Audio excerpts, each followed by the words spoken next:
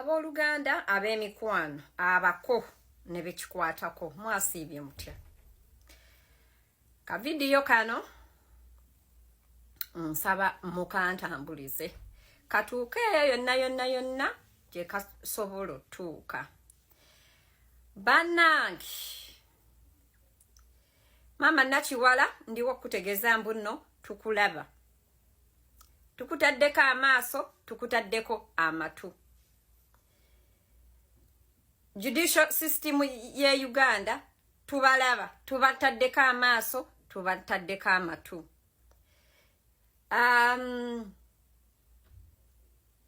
Bani abalala polisi ye Uganda tubalaba, tubataddeko amatu. Kale naabo bonna bekikwatako. Bannange Mama Nakiwala, if for the last I don't know how many hours inze neba mama abamu si bonna, inze n'abanna Uganda abamu si bonna tuli balwadde.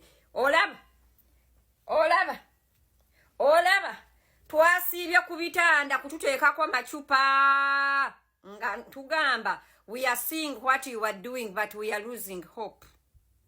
Bannange tusaba no bwetowaze ensonga ey'omwana okukwatibwa etunuuliribwe mu ngeri ey'okunoonyereza omwana oba yakwatibwa oba nedda. Obufumba Mama Nisha bwe yasookamu nga nyugunya, abasajja ne bamuwuba, abayaye ne bakunya ddoola, ab'ennateete ab'ebuziga, ab'ekabera maido abaawa. Bannange tekikwatagana na Haji kukwata mwana. Nisha bwabeera ne bataata 6 bataata 10 tekiwa Haji buyinza kukwata mwana bwabanga ekituufu ddala yamukwata. We want to ascertain if this child was assaulted or not. Amanya agali kundanga muntu y'omwana ne maama bannange tegalina we gakwataganira n'ebitundu by'ekyama ebya Haji okuyingira mu mwana. Tusaba tusigale ku mulamwa ennaku etutaffe ng'abazadde. N'ekirala ne tweyongera okusaba mbuno abantu abatali directly connected mu guno omusango mutuyambe musooke mubajje mu musango. Waliwo abantu abali mu guno omusango nga their intention is to intimidate the victims and obstruct justice. Bakwano ba Haji, bakwano ba Hajati, abooluganda lwa Hajati, abanyaba tubadde tubasaba only appear in court as witnesses. Zibana muve mu musango. This is not a civil matter, this is a criminal matter, and it is involving allegations of sexual abuse against a minor. Uganda police and the respectful bodies tubasaba, please remove people that are not directly involved in this case. Tusaba abantu ababeera mu dialogue, if there is a dialogue, because I don't see a dialogue. We wanabeerawo coming to sit in meetings and stuff like that. Babere baloya the accused, never lawyer the accusers. Abantu nga full figure n'abalala manya bagundi ba Hajati ebigambo byammwe be obstructing a justice, be intimidate. Bannange Hajati abasajja abamwebakako tewaliwo wekikwataganira na Haji kwebaka kunisha. Tubasaba n'obwewombeefu bannange tubatunuulira. Our hope is in you. But if like always you decide that this case goes to the dogs, because right now the intentions of the people are abali okugezaako obutafuna justice for the affected parties. Right now intentions zaabwe tuzirabanga ezisavingiddwa. For example, their intentions are to render the case irrelevant batekemu ebintuntu obujulizi obuli irrelevant accusations eziri irrelevant so that the public loses interest in the case, and then after the public losing interest in the case they are trying to intimidate the victims. Tetwagala Haji abeere guilty, twagala okunoonyereza kugende mu maaso kufindinge Haji nga ali innocent. However, tetwagala kutiisa na kuteekawo bigambo, kujwetekawo bigambo, kuleetawo ebintu ebitali connected ku kukwata omwana. Tubasaba busabi. Our hope is in you. But of course, if you want money to win this, we can as well close the case and money wins. Bwe mubanga mugamba inti ensonga ezatulese kuguno omusango z'abasajja ba Hajjati na bukumpanya bwa Hajjati na buli kimu kya Hajjati, the case can as well get closed. Tuba omusango guno bwe gubanga tegukyali kukwatibwa nkwanisha wabula nga guli ku bintu any other things like how we are seeing right now, tubasaba mugusale tudde kukiddako, mugusale tudde kukiddako, naye nga mbajjukiza mbuno mwenna tubataddeko amaaso era tulaba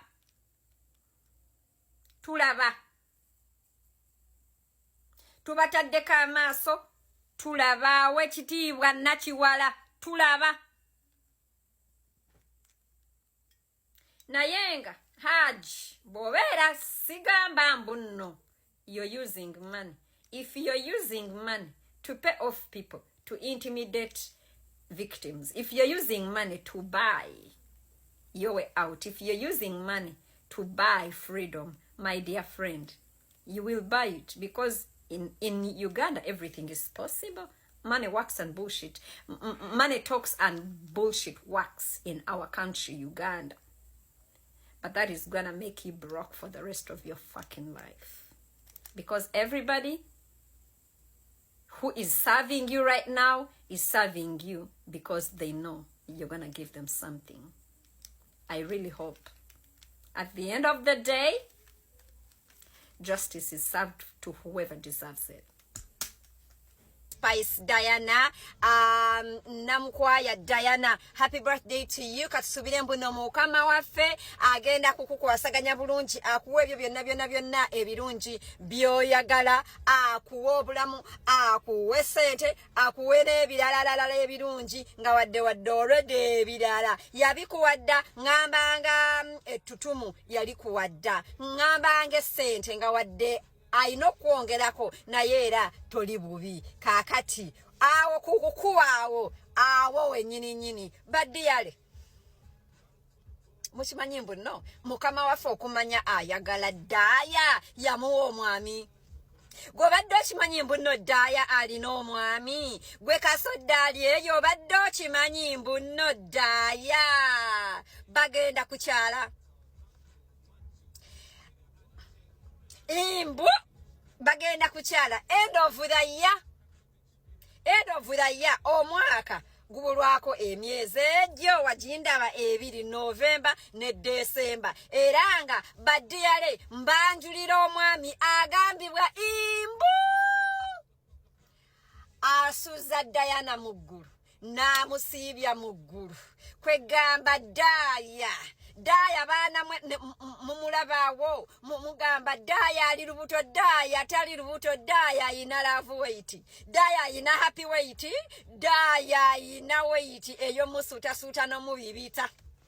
Daaya bakyabula kutanga ffe yatuvuddemu badiyale gamba nti mukama mulungi baswiri omwami ono mwami muganda era namukwaya teyagenze mu basese. Omanyi baali bantomeza, waliwo omuntu eyali agala okuntomeza nga aŋŋamba amawulire aga Daaya muteekeyo mbwono musajja wa Daaya. Saabiteekayo ebyo kubanga ekisooka omuntu yali munene nnyo. Ekyokubiri anyway nange nembitale ngamba nenda kuno musajja omwami omutuufu ne munoonyereza era ne mufuna musookawo ne omanyi temusiima banamwe kati mulinze nve mu bulamu bw'ensi eno mugambe kale yatuleeteranga wano olugambo oluli anisensa musooke munneebazaawo mugambe thank you Senga ananagira thank you Senga sidi Senga nanagira kyabula kuta akomba wadde akitta atuleetera wano olugambo olukenkufu olutuufu baddiyale omwami ono Daaya teyagenzeeko outside of Central Uganda yatufunidde omwami naye nga Muganda omwanya ati naye omwami nga musiraamu badiyala omwami mwana yeddira nkima bamuyita Sentonga mwami Sentongo Moses abasinga bamumanyinga Mestro ayina musajja ekisooka yakolamu DJ Senga DJ wanga abadde waawo yanikubiddeyo kali kavasi ka natolo akagamba imbu yakola sente manya bichi sente azirina alina esente empya n'enkadde baddiya era emmotoka wazindaba ennene ennyo ze yakagulira Spice Diana tannamulabako mbuno mwezi gumu 2-3 wadde omwaka baddiya aludde nga agakuba era mmwe kati ndekamba buulire mmwe abagamba nga mbuno Daaya yayagalanga manager Roger musajja watu teyalaba wadde Daaya we yafuka teyalabako kukafuuyisa ka Daaya aludde ne baawe naye omwami ono mufumbo era Daaya agenda kubeera hajati namba 2 abasiraamu abali eyo mugambe yes alhamdulillah haji agenda kutuleetera omwana eno mu busiraamu era mukyuse n'eddiini naye omwami ono gye yakoma okufuna kasenti n'akoma okufuna eddiini gye yakoma obukambwe omwami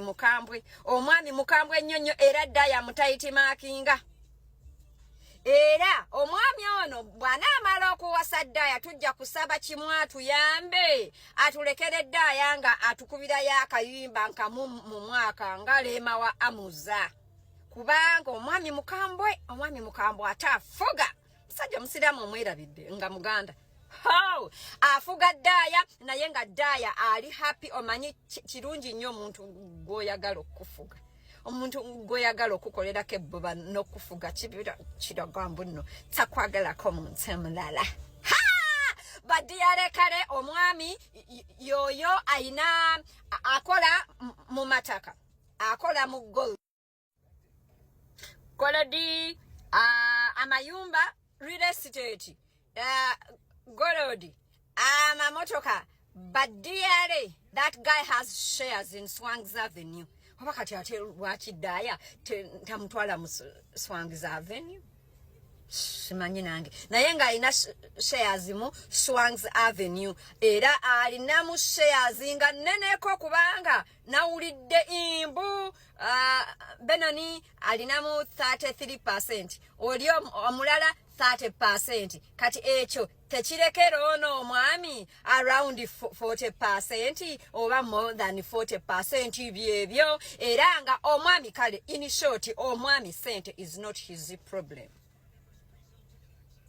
omwami sente is not his problem is only one bananga omusajja afuga naye munange no Daaya bw'onootuuka eyo mu bufumbo mwana wange tulofumbe bakufuge kubanga munange ffe abatayagala tufuga tuli wano twewangulira erinnya kyabula kutakomba wadde akitta kale badiyale geego aga Daaya nga leese atasiimye lindako amalala asiimye sharinga akaunti yange bahani muli mutya nzuno nzize nabasuubizaako mbuno nenda kujja mbaweeku mboozi yoli omukyala yafiirwa omwana okunamirembe Hillside naye munsonyiwe mbadde busy naye mukyala agira alindako waliwo agatalinda eyafiiriddwa tunaamuddira waliwo agatalinda abadiyale agatalinda gaagano nga leese Sheebah kalungi na Sheebah kalungi mama tusuubira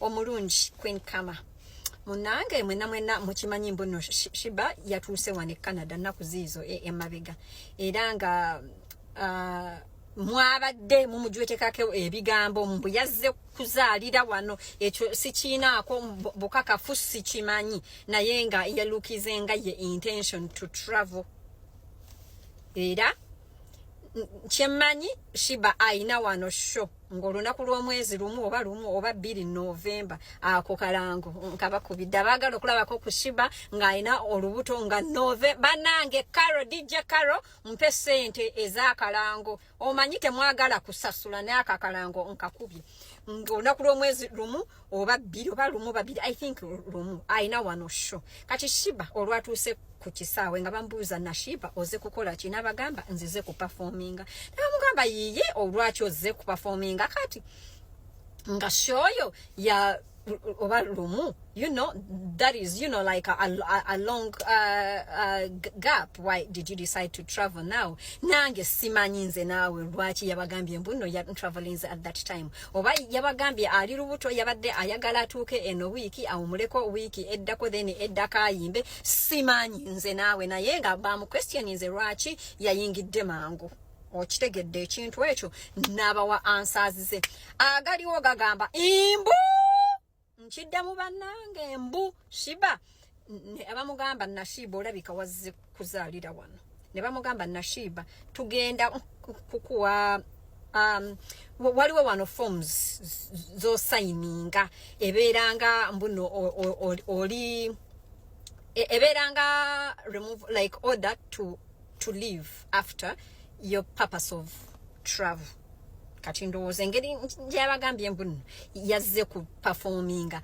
bamusayiningisiza mbuno afulume nga yakamala okuperforminga in short government ya wano yamuganya okuzaalira wano immigration kale yamuganya okuzaalira wano so ebintu biri ebyo either Sheebah teri muntu ayinza by the way nkumuganda kuzaalira wano however bwajampinga conditions ezo kitegeeza mbuno tajja kukola nga we yali ya planinga ngamba okuzaalira wano n'amala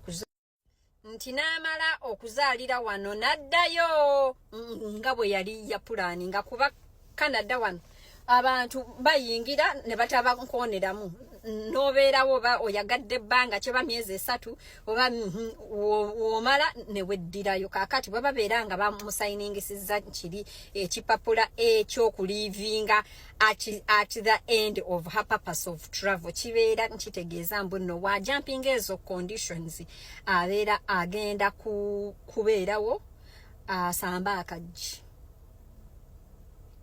of which I don't think yagala kuba wano Sheebah talina kye yeetazaawo abadde just ayagala katabo ka mwana kakati Sheebah bw'abeera nga asambye akajji well and good naye bw'abeera tasambye kajji kitegeeza alina ofuluma obaani yayinga oba bamulabye nga olubuto lukulu nnyo simanyi baddiyale naye nga nkiriwo bamugambye afulume after performing naye nga ebigambo bino mbyogera bwe nti Sheebah bw'obeera nga wayagadde okuzaalira wano kikyasobokera ddala kisinziira ani akutegerera ng'ambe yakuleese omanyi wano abantu baleeta abaana nga either ababategeera ne babankotogera oba ababategeerera nabo nga tebategeeranya kati mulaba nga Chosenbeck omwana wa Chosenbeck yali meant kumuzaalira wano naye abaali bamuleeta tebamukolera bulungi wamma Sheebah okyasobolera ddala okuzaalira wano n'otafiirwa visa yeeyo n'otafuna na penalty naye nga abakuleese be balina okutegeera kale ne batakutegeera lwakuba nze munnange nti nkwogera ebintu ebina munnange wano amatu mangi naye nze wamma omanyiza abantu bagamba mbu nina olugambo siyina olugambo naddala ddala omuntu nga ankonfidingiddemu osobola okutuma omuntu n'ayogera nange nenkuwa ku magezi nga mukwano gwo n'otuma mukwano gwo nti gw'oli serebu oyinza okutya mbuno nyinza okurecordinga oba okukuba screenshot ate nga sisobola kukikola bw'obeera nga kuba nange ndi muntu era nze gwe okuzaalira wano nkikwagaliza n'omwana wo ofuna akatabo nkimwagaliza naye funa omuntu kale ayogere nange nga si gwe muwe amagezi kubaga amagezi ngalina nnyo munnange. After that we wish you a safe concert era